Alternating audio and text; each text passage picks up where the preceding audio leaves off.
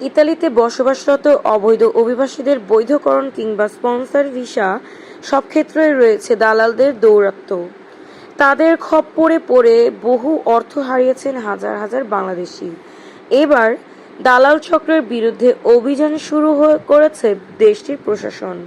স্থানীয় সময় মঙ্গলবার ২ বাংলাদেশি এবং ঢাকায় ইতালি দূতাবাসের ৩ কর্মকর্তাকে গ্রেফতার করে ইতালির পুলিশ।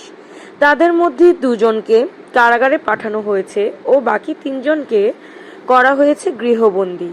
তবে বিধান অনুযায়ী গ্রেফতারের আগে আদালতের অনুমতি নেওয়া হয়।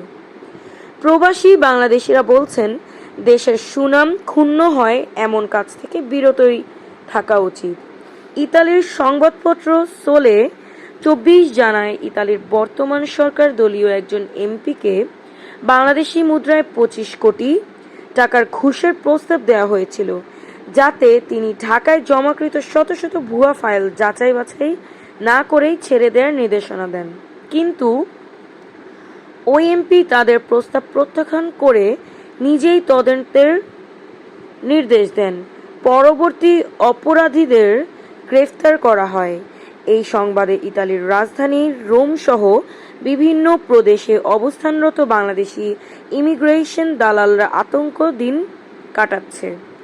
এদিকে এই অভিযানে আরও বহু বাংলাদেশি গ্রেফতার হতে পারেন বলে ধারণা করা হচ্ছে।